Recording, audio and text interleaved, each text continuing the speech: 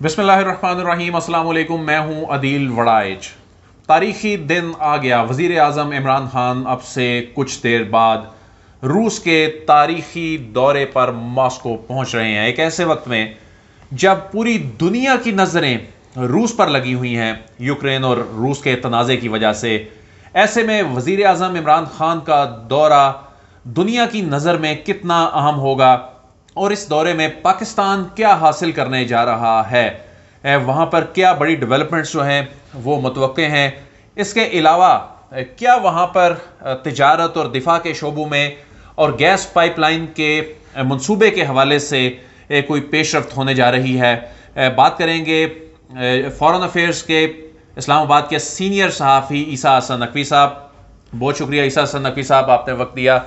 ईसा नकवी साहब, ये बताएं कि बिल आखिर वो दिन आ गया, 2 रोज़ा दौरे पर प्राइम मिनिस्टर इमरान खान अब से कुछ देर बाद मॉस्को पहुंचने वाले हैं। बहुत सारे लोग जब देखेंगे वो पहुंच चुके होंगे या फिर उस वक्त मामलात चल रहे होंगे वहां पे। ईसा नकवी साहब, ये बताएं कि ये दौरा एक ऐसे वक्त में जब पूरी दुनिया की नज़रें रूस पर लगी हुई हैं, कुछ लोग ये कह रहे हैं कि इस वक्त रशिया जाना बाकायदा एक लाइन लेने के मुतरादिफ है कि आप जो हैं वो लाइन के उस जानिब हैं, आप ब्लॉक का हिस्सा बन चुके हैं।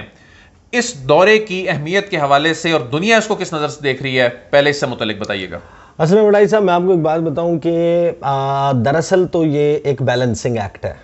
पाकिस्तान 73-74 साल जहां खड़ा रहा, पाकिस्तान जिस तरीके से अमरीकी ब्लॉक का हिस्सा रहा, उनके कहने के ऊपर अपने ताल्लुकात अच्छे बुरे करता रहा और रूस के साथ आपने बिल्कुल आपकी कोई जैसे कहते हैं कि वो सफारती ज़बान में तो एक दूसरे के साथ ताल्लुकात पे वो बात कर लेते थे जब ये शंघाई ताउन तंजीम का पाकिस्तान मेंबर बना और वहाँ पर पाकिस्तान का इंटरेक्शन थोड़ा सा बढ़ा, लेकिन इन एक्चुअल तो आपका और रूस का ताल्लुक जो है वो एग्जिस्ट नहीं करता था। आपके दरमियान कुछ भी मौजूद नहीं था। ये तो राहील शरीफ का जब दौरा हुआ है और उसके बाद जो है वो बर्फ पिघलना शुरू हुई, लेकिन क्योंकि मैं उस तफसील में बात कर चुका हूं शहर इक़्तिदार पे, तो I will not repeat that. लेकिन बेसिक अंडरस्टैंडिंग ये होनी चाहिए इस दौरे के हवाले से कि देखें, वज़ीर आज़म इमरान खान का जो जाना है उसमें कोई चीज़ अचंभे वाली नहीं है। इसमें सूरत हाल थोड़ी सी डिफरेंट हो गई है।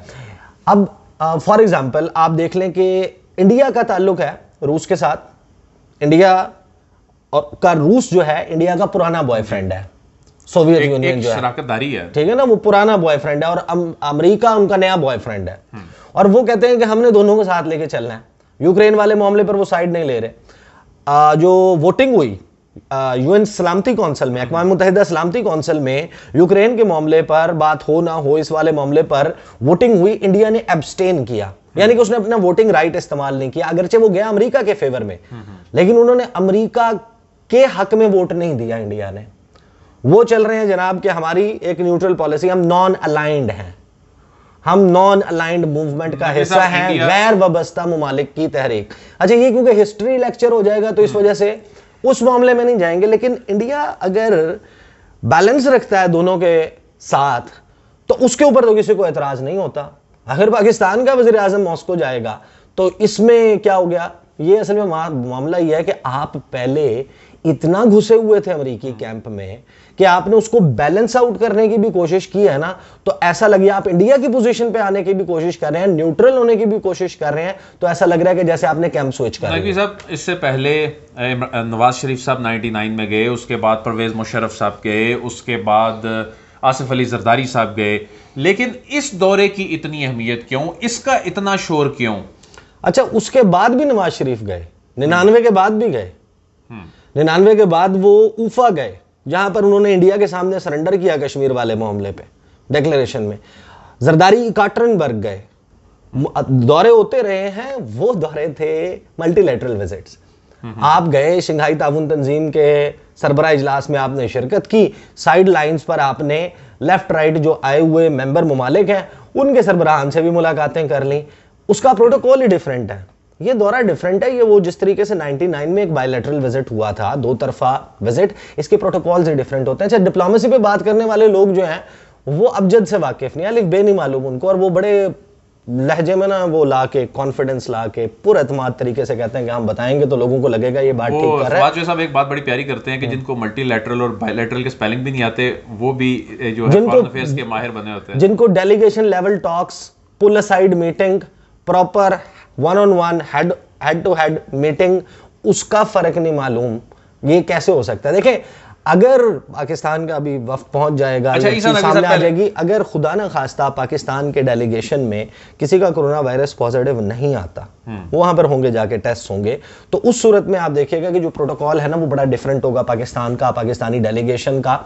गार्ड ऑफ ऑनर भी होगा। अच्छा, और जो अभी हम देख रहे हैं कि लंबूतरी सी मेज दरमियान में पड़ी होती है, पुटिन एक साइड पे बैठे होते हैं, आने वाला जो भी लीडर है वो दूसरी तरफ बैठा होता है, दूर 15-20 फुट के फासले पे, बहुत दूर से उसकी एक तस्वीर उतार के वो जारी भी हुई है। हाँ, और बड़ा दूर दूर खड़े होते हैं। वो मामला नहीं होगा, मामला सेटिंग थोड़ी सी आपको डिफरेंट नजर आएगी अगर ये कोरोना वायरस वाला को मामला क्लोज जो इनर सर्कल है उसमें नहीं होता, और इंशाल्लाह नहीं होगा, ऐसा नहीं होगा।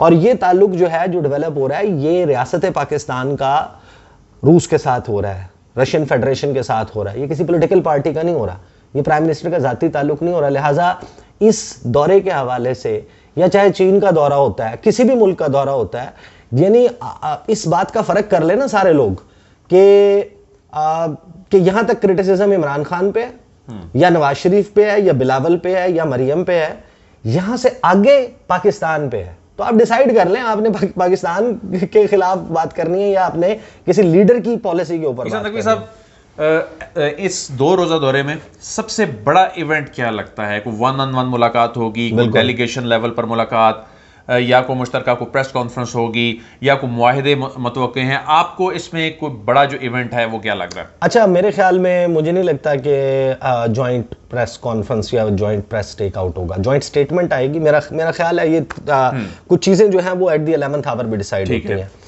लास्ट मेरी इतला तक जो मेरी बात हुई दफ्तर खारजा में अपने ज़राए से, रूसी सफारत खाने में, और जो इन्फॉर्म्ड डिप्लोमेटिक सर्कल्स हैं उनके मुताबिक अभी तक वज़ीर-ए-आज़म इमरान खान और रूसी सदर व्लादिमीर पुतिन की कोई जॉइंट प्रेस कॉन्फ्रेंस जो है वो तय नहीं है। ठीक है, ये हो सकता है कि जब दोनों लीडर्स एक छत के नीचे एक कमरे में बैठते हैं, बात करते हैं, उनके दरमियान कुछ ऐसी चीज़ें, ऐसे मामलात तय पा जाते हैं जिसको पर्सनली अनाउंस करना बनता है, तो वो हो सकता है, वरना फिर आपको एक हैंड आउट मिल जाएगा, एक जॉइंट स्टेटमेंट मिल जाएगी, एक मुश्तरका एलामिया, एक जॉइंट कम्युनिके सामने आ जाएगा। एक चीज़ बहुत इंपॉर्टेंट हुई है इस्लामाबाद में दौरे से एक दिन पहले, जो यूक्रेन के सफ़ीर हैं उन्होंने मीडिया के साथ इंटरेक्ट किया है। जो यूक्रेन है उसने पाकिस्तान से रिक्वेस्ट की है कि पाकिस्तान एक एटमी कुव्वत है, पाकिस्तान एक बड़ी आलमी ताकतों में फ़ौजी मिलिटरीली देखा जाए और इंटरनेशनल क्लाउड के एतबार से भी जो पाकिस्तान की जियोग्राफिकल पोजीशनिंग है उसकी वजह से पाकिस्तान एक बहुत अहम मुल्क है और पाकिस्तान इस सारे मामले में किरदार अदा करे, क्योंकि इस वक्त सूरत हाल उन्होंने कहा बहुत कशीदा और हमारे ऊपर, हम वो कहते हैं कि हमें इन्वेड कर रहा है रशिया का अपना पर्सपेक्टिव है इसमें, यूक्रेन का अपना है, और फिर एक पूरी अमेरिका का जत्था है, वो लॉबी है जो इस सारे मामले को अपनी फेवर में कैश इन करना चाहते हैं। वो रूस ये कहता है कि ये यूक्रेन को एक प्रीटेक्स्ट बना रहे हैं, एक चारे के तौर पर इस्तेमाल कर रहे हैं, मकसद है हमारे ऊपर पाबंदियां लगाना। ये है व्लादिमीर पुतिन का मौक़िफ़। उस डिटेल में जाए बगैर ये जो दौरा है, पहले मुझे ये बताइए कि जिस तरह के यूक्रेन के सफ़ीर ने भी ये पाकिस्तान से दरख्वास्त की है, उनकी ख्वाहिश है कि वज़ीर-ए-आज़म साहब इसमें अपना किरदार अदा करें। इमरान खान साहब जो कि चीन और अमेरिका के ताल्लुकात जो हैं वो बेहतर कराने में अपना किरदार अदा करने के लिए बात करने के लिए तैयार नज़र आते हैं। वो ईरान और सऊदी अरब के दरमियान मामलात जो हैं वो ठीक कराने के लिए सालसी का किरदार अदा करने के लिए पेशकश करते नज़र आते हैं। लेकिन इस कॉन्फ्लिक्ट में बहुत से लोगों की राय है कि इमरान खान साहब को नहीं पढ़ना चाहिए, और एक ऐसे मामले पे फिर ये मगरिब जो यूक्रेन है, क्योंकि उसकी जानिब से तो अभी एम्बेसडर लेवल पर फॉर अ कंट्री, लेकिन रशिया की जानिब से अभी ऐसी सालसी की कोई बात जो है वो नहीं की गई, तो फिर मेरा ख्याल है यहाँ पर वो शायद ना कर पाए। लेकिन पूरी दुनिया में ना सालसी का एक बुनियादी उसूल है कि जो लड़ने वाली पार्टीज है ना वो सालिस को तस्लीम करें, क्या हाँ ये हमारा सालिस है, उसके बाद सालसी हो सकती है, उसके अलावा नहीं हो सकती। कोई भी मुल्क जितना मर्जी कहता रहे, पाकिस्तान तो सालसी तब कर सकता है ना, या पाकिस्तान उसमें मीडिएशन का रोल तो वो प्ले करता है ना कि आप किसी के पास अपना मुकदमा ले जाते हैं, आप कहते हैं आप क्या कहते हैं, आप क्या कहते हैं, आप दोनों की बात सुनते हैं, आप कहते हैं यार ये कर लो, वो तब होता है जब आपको सालिस तस्लीम करें दोनों पार्टीज। यहाँ पर वो मामला नहीं है। अपने तौर पे बायलैटरली जिस वक्त गुफ्तगू हो रही थी, देखें उसका इशारा तो मिल गया। आरटी को जो इंटरव्यू दिया है वज़ीर आज़म इमरान खान ने, कल चला है क्योंकि वीडियो आपकी ज़ाहिर आज लग रही है 23 तारीख को, 22 तारीख को जो इंटरव्यू सुबह 10 सवा 10 बजे के करीब पीटीवी पे चला, आरटी ने जो इंटरव्यू किया वज़ीर आज़म इमरान खान का, उसमें कुछ चीज़ें उन्होंने बड़ी वाज़ेह कर दी हैं। एक, उन्होंने वो पाबंदियों वाली बात की है। देखें, पाकिस्तान रशिया के साथ इक़्तिसादी ताउन चाहता है, बढ़ाना चाहता है।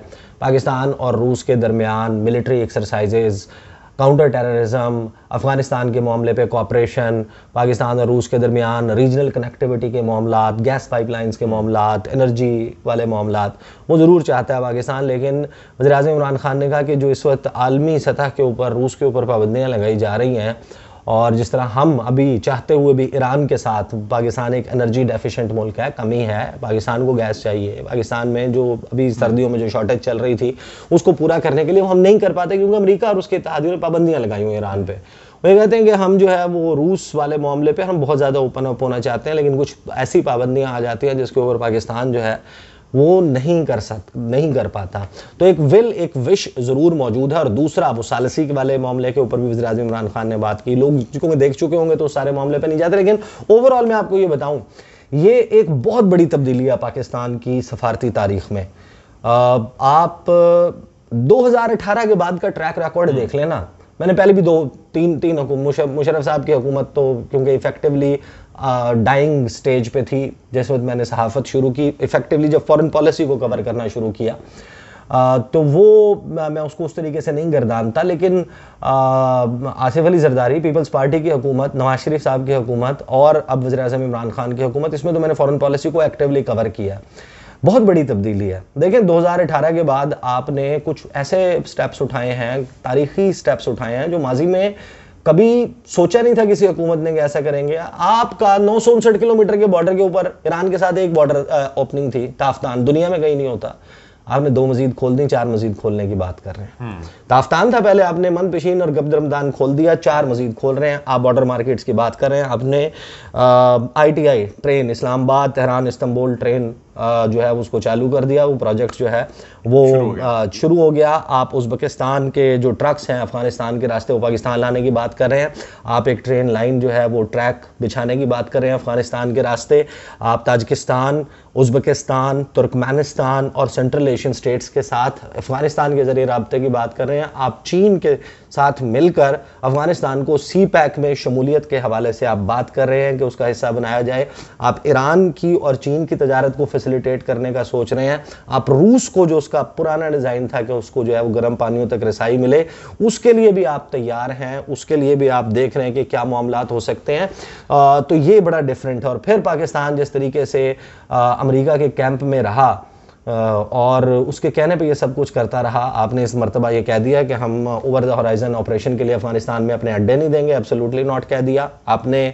जो चाइना है उसके हवाले से और अमेरिका के हवाले से आपने कहा अब हम बैलेंस, हासिल मसला ये है पाकिस्तान जब बैलेंसिंग की बात करता है ना कि हम तवाज़ुन लाएंगे ताल्लुकात में, हमने आदतें बिगाड़ी हुई हैं चूंकि वो उनके खिलाफ तसव्वुर होते हैं। दरअसल इंडिया पहले से बैलेंसिंग एक्ट कर रहा है। हाँ। लेकिन हमने पहली दफा किया तो वो अजीब लग रहा है कि पाकिस्तान जो है वो उनके साथ खड़ा हो गया। असल में आप कह रहे हैं कि नहीं यार हम किसी के साथ भी नहीं खड़े, हम सबके साथ अपने मुल्क की मफाद में वो करेंगे।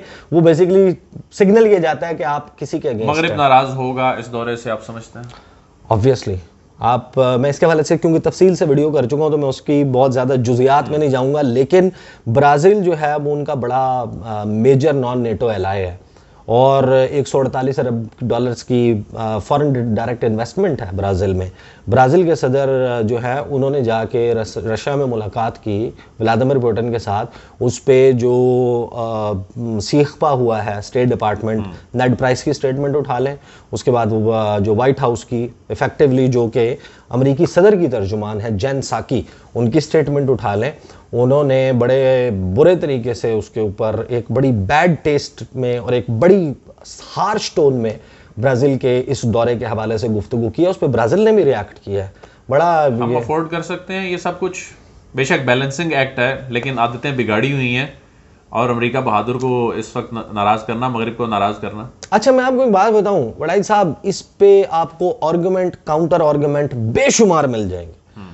पाकिस्तान में बहुत सारे लोग हैं जिनके मोहब्बतें हैं अमेरिका के साथ, जिनकी फैमिली में लोग हैं, जिनके वीज़े हैं, जिनके ग्रीन कार्ड हैं, जिनके जॉब्स हैं, जो वहाँ पर पढ़ के आए हैं, जिन्होंने वहाँ के किसी वॉर कॉलेज से पास आउट किया है, जिन्होंने वहाँ की किसी यूनिवर्सिटी से पास आउट किया है, जो किसी इंटरनेशनल विजिटर लीडरशिप प्रोग्राम पे गए हुए हैं, जो किसी और एजुकेशन एक्सचेंज प्रोग्राम पे गए हुए हैं, जो यू ग्रेड पे गए हुए हैं। बात यह है 74 साल हो गए, आप 75 साल के होने वाले हैं। एक सफ़ेद सफ़ा उठाएं, कॉपी पेंसिल उठाएं, लिखें आप अमेरिका के साथ रहे, आपको क्या मिला। एक वाइट पेपर में एक शीट बना लेना, उसके बाद एक ठंडे दिल से सोचें कि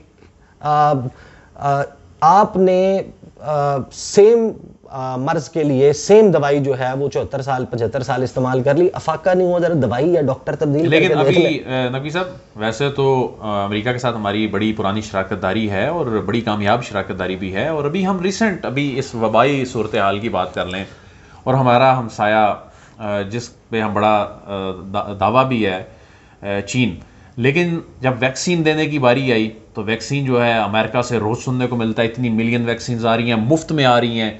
और इसी तरह बहुत से डेवलपमेंट के प्रोजेक्ट्स हैं, उनमें फंडिंग अभी भी अमेरिका वर्ल्ड लीडर है, तो अभी भी अमेरिका वर्ल्ड लीडर है। डोंट अभी देखें, ये जो वक्त गुजर रहा है ना, ये दुनिया की तारीख का एक बड़ा इंटरेस्टिंग वक्त है। अमेरिका सोल सुपर पावर अभी भी है, लेकिन अब उसको एक बहुत बड़ा चैलेंज है चीन का। रूस तो ऑलरेडी था, जाहिर है कि रूस अब वो नहीं है। जो बढ़ती हुई कुव्वत है वो चीन है। इस सारे मामले में अमेरिका जो है वो उसका पाकिस्तान के साथ टॉम वेस्ट का जो एक वहाँ पर गुफ्तगू है वॉशिंगटन के थिंक टैंक में, अभी पिछले हफ्ते की बात है, वो आप उठा के पढ़ लें। वो कहते हैं कि पाकिस्तान के साथ जो बातचीत है, ताल्लुक है, वो हमारे लिए नागुज़ीर है, हमें हर सूरत में रखना है अफगानिस्तान की। और ये शराकतदारी हम अमेरिका को ईसा नकवी साहब इग्नोर नहीं कर सकते। और पाकिस्तान सफारतकारी में पूरी दुनिया के ममालिक ताल्लुकात रखते हैं। अब बांग्लादेश जो है, ऐसे ये कोई अच्छी एग्जांपल नहीं है, लेकिन बांग्लादेश जो है वो कभी पाकिस्तान के साथ ओपन अप होने का कह के इंडिया से फ़ायदा उठा लेता है, इंडिया के साथ ओपन अप होने का कह के चीन से फ़ायदा उठा लेता है, चीन के साथ ओपन अप होने का फ़ायदा उठा के की धमकी लगा के इंडिया से उन्होंने प्याज की अपनी जो दरामद है वो खुलवानी हो, उन्होंने अपने ट्रेन के लोकोमोटिव्स जो इंजन्स हैं वो लेने हो, उन्होंने अपने किसी प्रोजेक्ट के लिए फंडिंग लेनी हो, तो वो अपने सफारती पत्ते इस्तेमाल करते हैं और गेन करते हैं उस सारे मामले में। दुनिया के जो ममालिक हैं वो अपने ताल्लुकात, अपने मफादात को देख के, अपने इंटरेस्ट को देख के रखते हैं। एक बैलेंस करना एक अच्छी बात है, सबको लेकर चलना है, किसी ब्लॉक का हिस्सा नहीं बनना। जहां रशिया और चीन को हम इंपॉर्टेंस दे रहे हैं, वहां अमेरिका की अहमियत से भी इनकार नहीं किया जा सकता। बहुत बहुत शुक्रिया ईसा नकवी साहब। अदील वड़ाइच को इजाज़त दीजिए, आपसे फिर मुलाकात होगी।